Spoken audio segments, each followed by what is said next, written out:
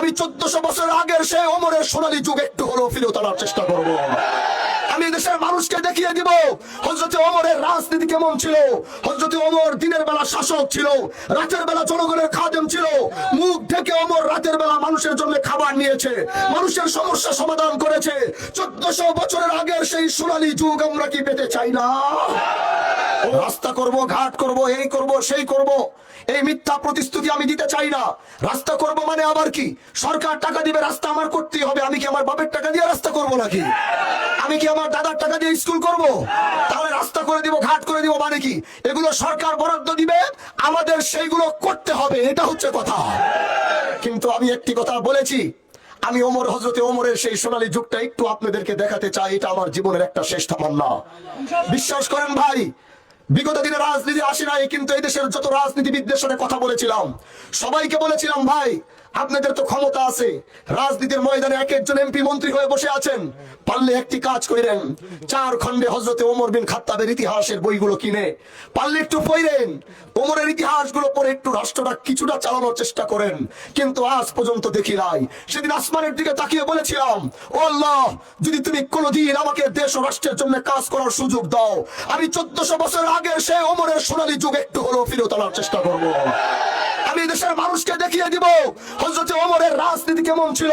হযরত ওমর দিনের বেলা শাসক ছিল, রাতের বেলা জনগণের খাদেম ছিল। মুখ ঢেকে ওমর রাতের বেলা মানুষের জন্য খাবার নিয়েছে, মানুষের সমস্যা সমাধান করেছে। 1400 বছরের আগের সেই সোনালী যুগ আমরা কি পেতে চাই না? ও আমার মা বোনেরা, আপনারা এই দেশে 50% ভোটার। আপনাদের পুরুষ মানুষের মতো এত চাহিদা নাই। যে পুরুষ মানুষের একটা ভোট দিতে গেলে অনেক চাহিদা আছে, কিন্তু আমার মা বোনদের ভোট দিতে গেলে এত চাহিদা নাই।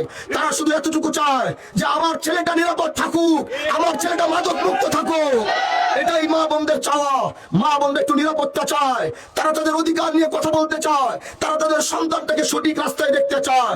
আমি আমার সেই মা, আমার সেই বোন, আমার সেই খালা, আমার সেই চাচিদেরকে বলছি, আমি হানজালা আগামীতে নির্বাচিত হব কি হব না জানি না, কিন্তু আপনাদের সন্তানের নিরাপত্তা দিব, এটা ইনশাআল্লাহ নিয়ত করেছি।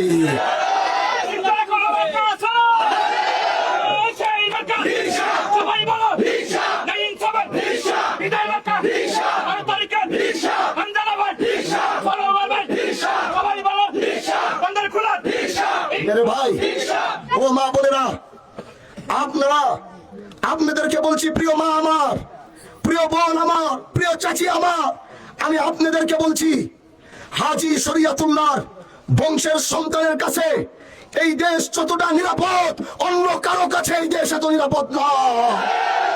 এই মাটির জন্য আমার বংশ রক্ত দিয়েছে, জেল খেটেছে।